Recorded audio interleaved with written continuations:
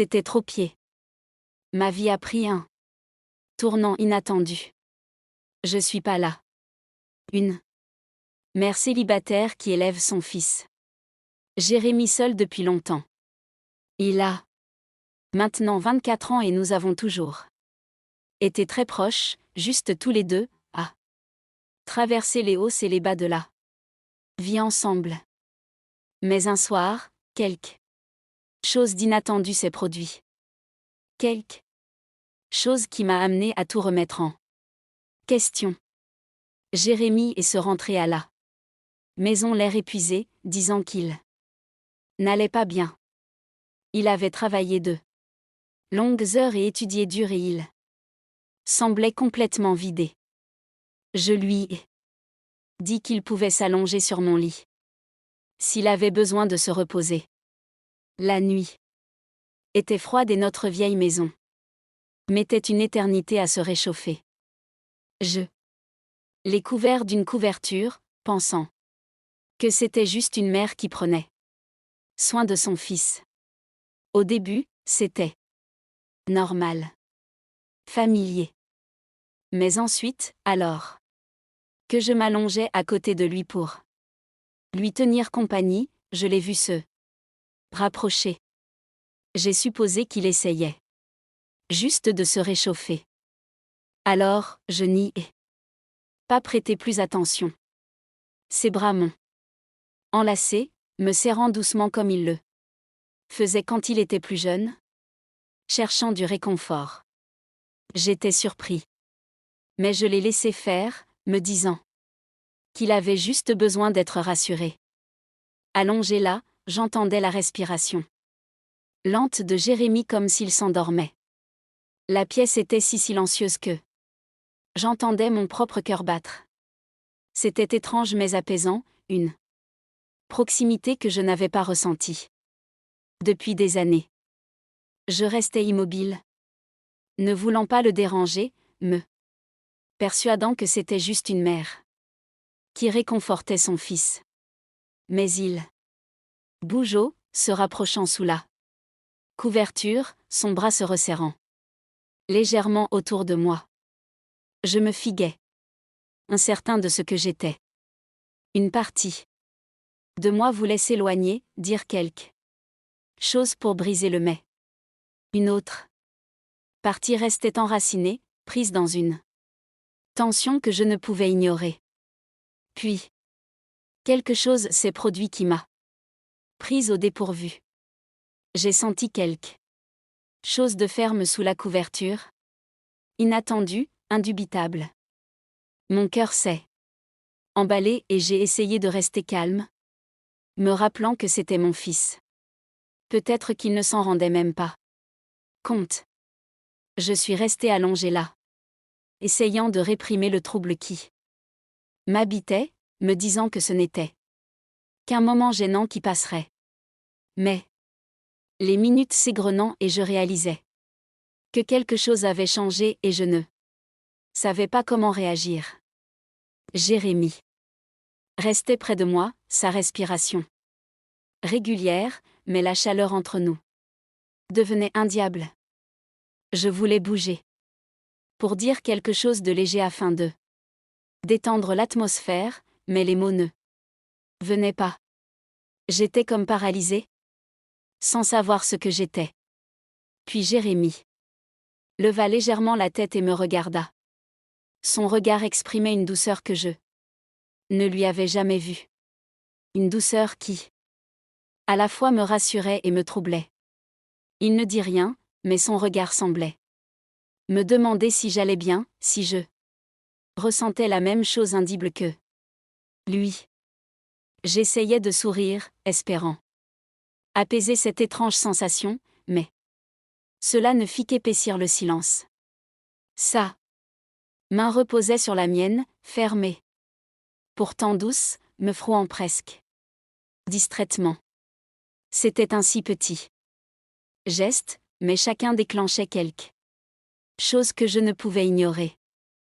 Je gardais ma respiration régulière, essayant de ne pas laisser transparaître la vitesse à laquelle mon cœur battait. Je ne savais pas quoi faire. Alors, je restais là, enveloppé par cette étrange connexion, me disant que c'était juste. Une mère qui réconfortait son fils.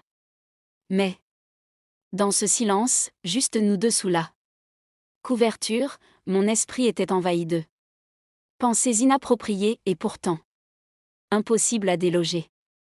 C'était mon fils. Mais allongé si près, je ressentais quelque chose de plus profond. Une proximité que je ne comprenais pas, une confusion mêlée de chaleur, une sensation inattendue qui me figea. Jérémie ne sembla pas remarquer mon trouble. Il resta près de moi, sa main se déplaçant doucement, d'une manière réconfortante, comme si c'était de la chose la plus naturelle au monde. Sa respiration était calme, ses yeux se fermèrent à nouveau et je me demandais s'il s'endormait. Soudain, sa main glissa le mona et je frissonnais point tiraillé entre l'envie de m'éloigner et celle de rester immobile. Il ouvrit les yeux, croisant les miens, son regard empreint d'une interrogation comme s'il me demandait si j'étais aussi angélique que lui. Jérémie, chuchetait, peinant à articuler le mot, souhaitant qu'il s'arrête, qu'il prenne ses distances. Mais je ne pouvais pas bouger. La tension entre nous était trop forte. Comme une tempête silencieuse qui gronde. Aucun de nous ne parla mais l'air était lourd de non-dits de choses que nous ne pouvions exprimer. Presque. Instinctivement il se rapprocha. Mon cœur battait vers la chamade. Mes pensées s'emballaient, mais je ne pouvais pas reculer. J'étais déchirée. Entre mon rôle de mère et l'étrange émotion qui montait en moi à mesure qu'il se rapprochait. Sa main se posa sur mon épaule, puis il écarta doucement une mèche de cheveux de mon visage. C'était un simple geste, mais il me transperça le cœur d'une manière que je ne comprenais pas. J'ouvris les yeux et il était là, si près que je pouvais voir chaque détail. La légère tache de rousseur sur sa joue, la douce courbe de sa mâchoire, la façon dont son regard cherchait le mien. Il y avait en lui une vulnérabilité qui reflétait la mienne et je voyais bien qu'il était aussi perdu que moi. Nous reste comme si le temps s'était arrêté. Mon esprit était un tourbillon de questions, de doutes, de choses que je ne pouvais pas saisir. Je savais que c'était mon fils le garçon que j'avais élevé. Pourtant, en cela, il était comme quelqu'un de totalement nouveau. Alors que je pensais que nous resterions figés dans ce silence, Jérémie recula légèrement, brisant la torpeur. Il laissa échapper un rire nerveux en se frottant la nuque. « Pardon maman » dit-il d'une voix empreinte d'incertitude. « Je ne voulais pas, je ne sais pas. » Il évita une légère rougeur lui montant aux joues comme s'il était aux prises avec la même confusion que moi. Je voulais le réconforter, lui dire que tout allait bien mais les mots restèrent encoincés dans ma gorge. Pour la première fois depuis longtemps, je me sentais mal à l'aise devant mon propre fils. Je tendis la main et la posai sur son épaule, lui offrant un petit sourire pour détendre l'atmosphère. Tout va bien. Jérémie, dis-je doucement, essayant de le rassurer. Ça tellement longtemps qu'on n'a pas été tous les deux. On est peut-être un peu perdus. Il hocha la tête. Une lueur de soulagement dans les yeux. Juste au moment où la tension commençait à retomber, la sonnette retentit, nous surprenant tous les deux. Je bondis sur mes pieds, le cœur battant encore là. Chamade et me précipitais vers la porte, reconnaissante de cette interruption. C'était notre voisin Paul, toujours amical et fiable. Il sourit, mais son sourire s'attarda plus longtemps que d'habitude et je réalisais que je portais encore l'étrange énergie de mon séjour avec Jérémie. Salut P, dit-il chaleureusement. Je voulais juste savoir si tu avais besoin de quelque chose. Je sais qu'il fait froid ces derniers temps. Et je peux t'aider avec le chauffage si tu as des problèmes. Un soulagement immense m'envahit et je me détendis un instant. Merci, dis-je en souriant. La maison est un peu fraîche. Ce serait gentil de ta part. Paul entra et je surpris Jérémie qui nous observait. Depuis le couloir, le visage impassible. Pendant une fraction de seconde, je vis quelque chose dans ses yeux, de la jalousie peut-être, mais il la dissimula rapidement. Cela me surprit et me fit me demander s'il cachait quelque chose. Pendant que Paul vérifiait le radiateur, nous échangeâmes quelques banalités sur la maison, mais je ne pouvais m'empêcher de jeter des coups d'œil à Jérémie, qui restait silencieux, observant avec une intensité qui me troublait. Son malaise ajoutait une tension supplémentaire à la pièce. J'hésitais entre l'envie d'apaiser les tensions avec Paul et la conscience aiguë de la présence de Jérémie qui ne nous quittait jamais. Au bout de quelques minutes, Paul se tourna vers moi avec un sourire. Très bien. Paula, appelle-moi si tu as besoin de quoi que ce soit. Je le remerciai et, tandis qu'il partait, la tension entre Jérémie et moi devint encore plus palpable. J'ai fermé la porte et me suis tourné vers lui, remarquant son air grave. Ça va ? Ai-je demandé, essayant de deviner ce qui le préoccupait. Il a haussé les épaules, détournant le regard. D'une voix basse. Oui, ça va. Je ne m'attendais juste pas à ce que Paul vienne, c'est tout. Je voulais lui parler pour comprendre ce qui se passait entre nous. Mais avant que je puisse en dire plus, il m'a dépassé en me bousculant et s'est dirigé vers sa chambre. Sans un mot de plus, sa porte se refermacement derrière lui, me laissant la partager entre soulagement, confusion et l'impression persistante que quelque chose de non résolu couvait. Je fixais sa porte close, un vide s'installant en moi que je ne parvenais pas à saisir. Je ne comprenais pas entièrement ce qui venait de se passer, ce que nous avions partagé, sa façon de réagir à l'arrivée de Paul, la tension non exprimée qui menaçait d'exploser à nouveau. J'allais dans ma chambre et m'assis au bord du lit, repassant chaque détail dans ma esprit. Je savais que je ne pouvais pas ignorer cela éternellement, mais je ne savais pas non plus comment y faire face. Puis on frappa doucement à ma porte. Mon cœur rata un battement, me demandant si c'était le retour de Jérémie.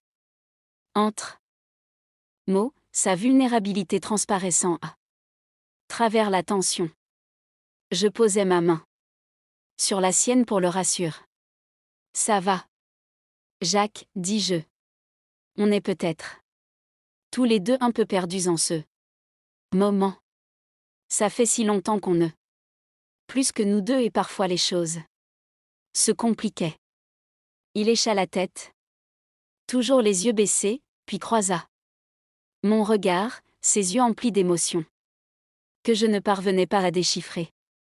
C'est différent, pourtant, dit-il. Doucement, presque comme s'il avait peur de l'admettre. Mon cœur se serra, pris dans la même confusion. Pendant un instant, j'ai songé à le prendre dans mes bras, à lui dire que tout irait bien, mais je n'étais pas sûre que ce soit ce dont il avait besoin, ni si cela ne compliquerait pas davantage les choses. Alors, je suis resté là, laissant le silence parler pour nous. Puis, dans un geste surprenant, il a posé sa tête sur mon épaule comme il le faisait plus jeune. Cela m'a réconforté. Mais aussi par cet étrange malaise que je ne pouvais ignorer. Mon cœur s'est adouc et j'ai passé un bras autour d'eux. Lui, le serrant doucement dans un geste rassurant, même si je savais que nos problèmes n'étaient pas entièrement résolus. Pour la première fois depuis longtemps, j'ai eu l'impression que nous n'avions pas besoin de toutes les réponses immédiatement. Nous pouvions trouver des solutions ensemble, étape par étape, même si c'était compliqué. Mais à peine cette pensée s'était elle installée, qu'on a frappé à nouveau à la porte. Plus fermement, presque avec urgence, nous avons tous les deux sursauté, échangeant un regard. Mes nerfs s'échauffèrent lorsque je me levai et ouvris la porte. Paul était de nouveau là, l'air inquiet, pas là. Désolé de te déranger, dit-il. Je voulais juste vérifier si tout allait bien. Tu semblais un peu bizarre tout à l'heure. Je jetai un coup d'œil à Jérémie qui nous observait attentivement. Le visage toujours impassible. J'essayais de garder une voix calme. Merci Paul, tout va bien. On passe juste une soirée tranquille. Paul me regarda. Puis Jérémie l'air pensif. Très bien. N'oublie pas que je suis à côté si tu as besoin de quoi que ce soit. Après son départ, je fermai la porte et me tournai vers Jérémie qui me regardait. Toujours avec la même intensité. Il se leva et marcha lentement vers moi, mon cœur battant à nouveau. L'atmosphère entre nous était lourde de non-dits, mais juste au moment où il arriva à main hauteur, il s'arrêta. Son expression changeant comme s'il luttait contre lui-même. Peut-être qu'on ne devrait pas précipiter les choses, maman, dit-il doucement, la voix tremblante. Peut-être qu'on a besoin de temps. Mon cœur se serrait de cette même émotion contradictoire. Mais Jacques qui sait? Non, tu as raison Jérémie. On doit tous les deux bien y réfléchir. Allons-y doucement. Il hocha la tête à son tour et nous restâmes là, proches mais prudents comme si nous étions au bord du précipice.